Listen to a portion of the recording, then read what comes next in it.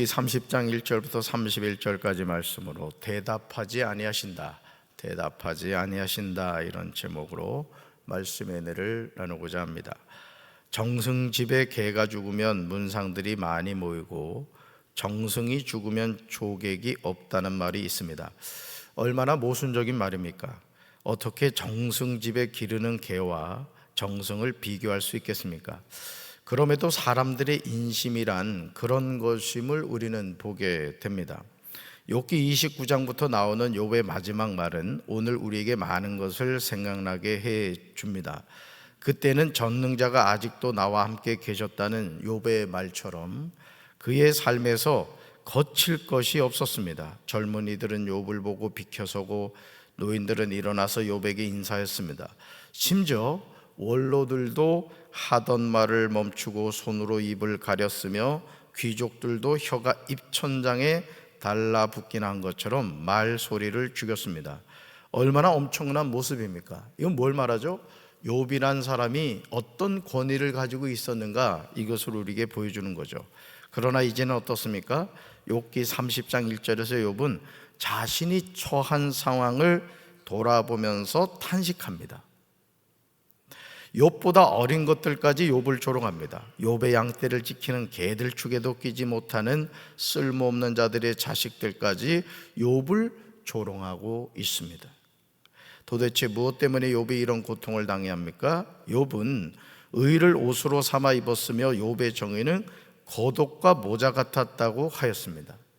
욥은 맹인의 눈도 되고 다리 저는 사람의 발도 되었습니다. 빈궁한 자의 아버지도 되며 욥이 모르는 사람의 송사를 돌봐 주었습니다.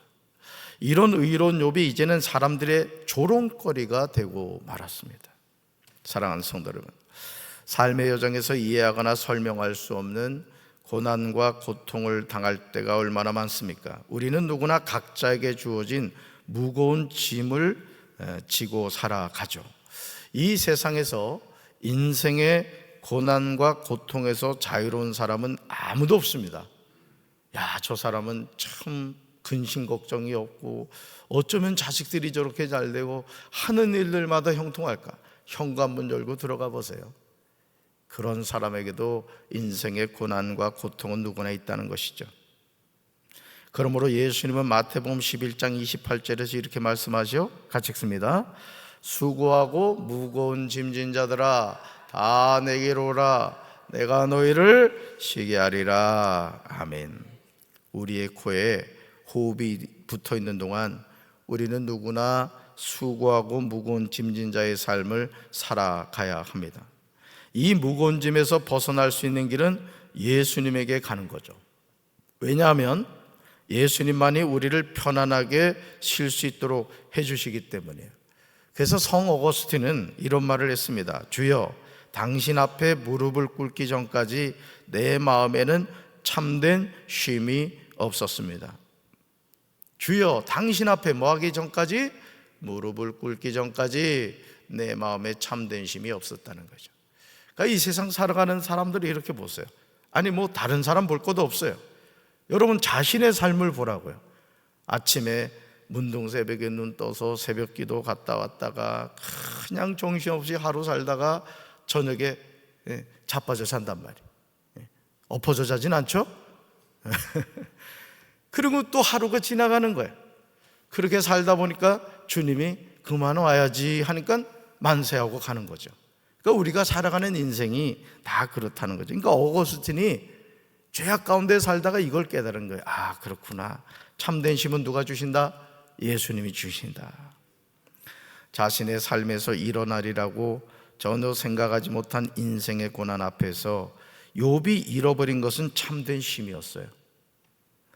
욥은 고난이 오기 전에 자신의 삶과 너무도 다른 현재의 삶 앞에서 고통스럽게 절규하고 있습니다. 얼마나 안타까운 욥의 현재의 모습입니까? 그러나 과거 욥의 삶은 어떠했습니까? 사람마다 늘 욥을 칭찬하고 욥의 정력은 쇠하지 않으리라 생각했습니다. 사람들은 기대하고 욥의 말을 듣고 욥의 의견을 들으려고 잠잠히 기다렸습니다. 하지만 이제 욥은 사람들에게 철저히 버림을 받은 거예요. 그러니까 여러분 인심이란 그런 겁니다. 그냥 간쓸게 다 빼줄 것 같아도 여러분 돌아서는 거 보세요. 이 정치인들도 보십시오. 그냥 막 최고입니다 최고입니다 하다가 자신의 밥그릇 챙기겠다고 뭐 당을 바꾸지를 않나, 하는 행동들이 다 그렇습니다. 왜 그렇죠? 죄성입니다. 죄성. 그러니까 우리 인간이라는 존재 자체는 믿을 존재가 아니에요. 우리의 믿음의 대상은 누구죠? 믿음의 주여 온전케 하신 예수님밖에 없는 거예요. 어떻게 신랑 믿어보니까 괜찮아요? 뭐 대답 안 해도 잘 알아요. 그죠? 그러니까 우리의 믿음의 대상은 오직 누구다? 예수님이시다 이거죠. 욥을 비웃는 사람들이 어떠한 사람들입니까? 욥기 30장 8절에서 욥은 말하죠. 같이 읽습니다. 그들은 어리석은 자의 자식들로서, 이름도 없는 자의 자식들로서 회초리를 맞고 제 고장에서 쫓겨난 자들이라. 아멘. 그런데 감히 이런 자들이 욥을 향하여 놀리고 있다는 거예요. 욥이 얼마나 고통스러웠겠습니까? 욥기 29장에서 욥이 어떤 삶을 살았는지 고백하는 내용을 보시면 욥의 삶은 의로웠고요, 욥은 누구에게도 부끄럽지 않은 정직한 삶을 살았습니다. 하지만 전혀 생각하지 않은 인생의 고난이 임하자 사람들의 태도가 바뀌더라는 거예요. 욥기 30장 9절과 10절을 보시면 정말 충격적입니다. 아니, 의로운 욥이 고난을 겪는다고 해서 이렇게 행동한다는 것이 상상이 가지 않습니다. 그러나 이것이 타락한 사람들의 모습이라는 거죠. 좋을 때는 한없이 좋은 것 같이 보여도 돌아서면 냉정한 거예요. 그래요, 안 그래요? 그렇습니다. 이게 인심인 거예요. 그래서 여러분들이 하나님 앞에 끝까지 진실된 신앙생활 하시기 바라요. 아멘이십니까? 주님께 받은 그 은혜를 잊어버리지 말라고. 신앙생활도 이리 갔다 저리 갔다 하는 신앙이 아니라 정말 주님이 나의 구원자가 되시고 또 나에게 하나님이 베푸신 은혜를 우리가 잊지 말아야 되는 거예요. 화장실 들어갈 때 다르고 나올 때 다르고 이러면 안 됩니다. 하나님의 은혜를 늘 기억해야 되는 거예요. 미련한 자의 자식이고 이름 없는 자들의 자식으로 고향의 땅에서 쫓겨난 자들이 이제는 돌아와 욥을 비웃습니다. 욥이 그들의 말거리가 되었습니다. 그들은 욥을 꺼려하면서 멀리하고 마주치기라고 하면 서슴지 않고 침을 뱉습니다. 얼마나 악한 행동이에요. 여러분, 우리 이 모습을 어디서 보죠? 예수님이 빌라도의 뜰에 가서 재판받기 전에 보세요.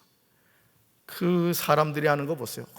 그냥 호산나 다윗의 자손, 이스라엘의 왕이 왔다고 그렇게 막 종려나무 가지를 그냥 꺾어서 막 흔들고 말이죠. 자기 겉옷을 벗어가지고 예수님 그 나귀 타고 가는데 막 왕이 오셨다고 막 그렇게 환영하던 사람들이 예수님이 자꾸 이상한 말만 하잖아요.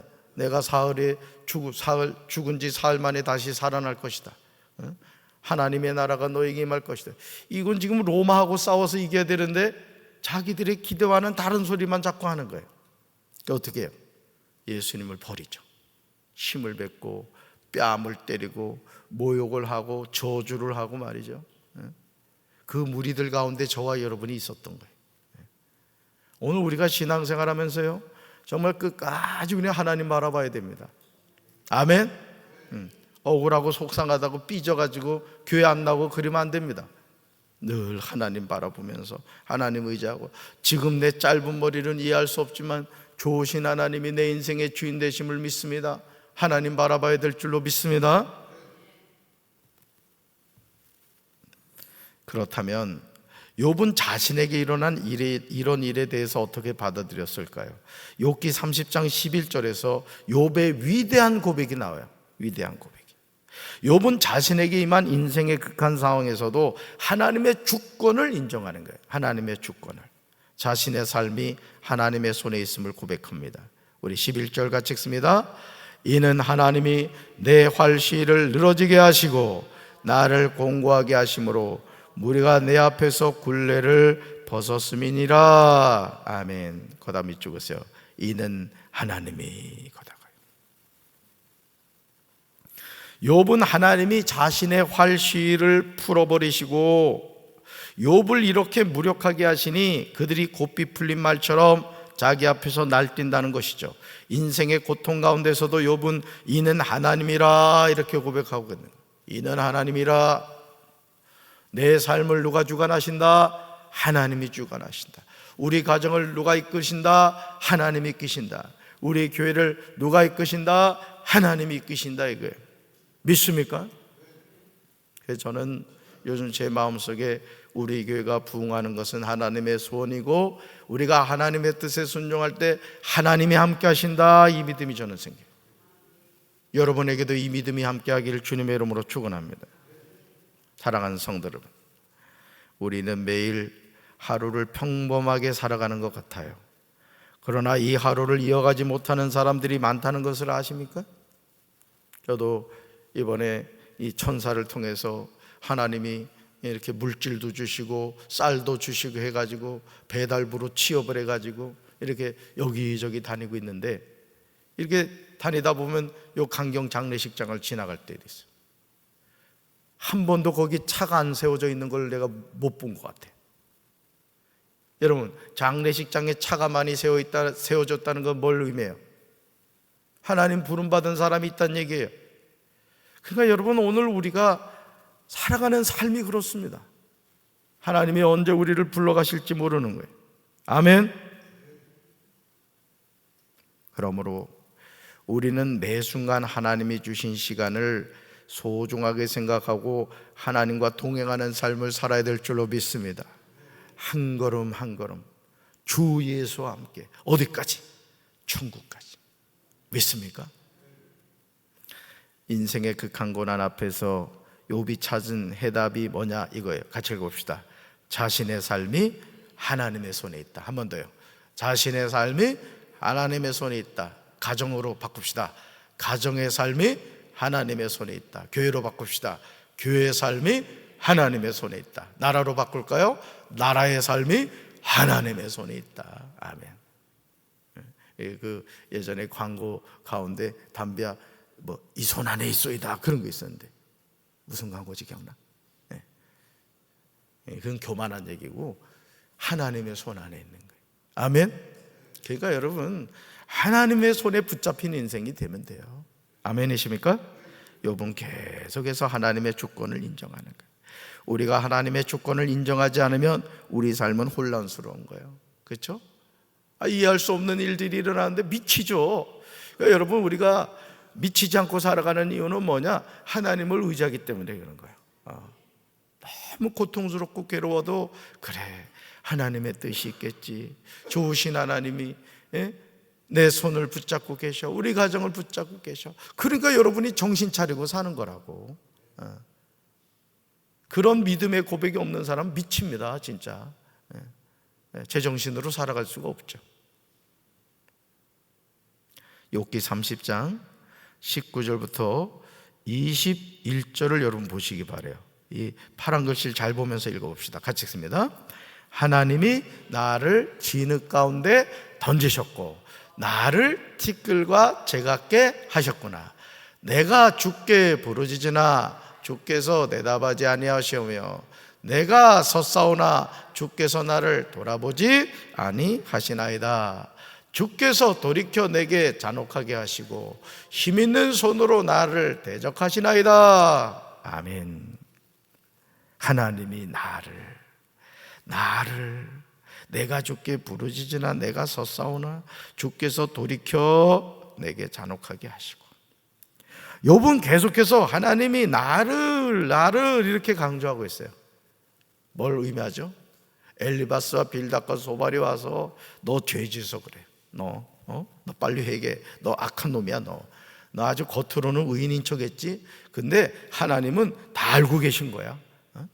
그래서 네가 얼마나 악한 놈인지 알고 하나님이 너 지금 심판하고 있는 거야. 막 친구들이 와가지고 막 정죄를 하는 거예요. 지금 욥은 자기 몸 하나도 어떻게 건사할 수 없잖아요. 생각해봐요. 그 많던 재산 없어졌지. 10남매가 하루아침에 죽어버렸지. 몸도 그냥 머리부터 발끝까지 병이 들어버렸지. 어떻게 견딥니까? 그런데 친구들이라고 와가지고 그냥 막 더 찌르는 거예요. 너. 그러니까 욥이 지금 누구하고 얘기하는 거예요? 친구들하고 얘기하는 게 아니라 누구하고? 하나님하고. 여러분도 마찬가지. 나의 삶이 누구 손에 있다? 하나님의 손에 있다. 여러분 가정도 마찬가지야. 그러니까 누구 친한 친구라고 해가지고 거기 가서 미주알 고주알 해봐. 다음날 강경일보에 난다니까. 꼭 그럽니다. 내가 이건 있잖아, 너한테만 하는 얘기야. 그 얘기까지 해. 그러므로 이제 욥은 하나님 앞에 고백하죠. 욥이 고백하는 내용이 얼마나 고통스럽습니까? 그러나 우리 삶은 누구 손에 있다? 하나님 손에 있다. 우리 23절을 세 번역으로 같이 읽습니다. 나는 잘 알고 있습니다.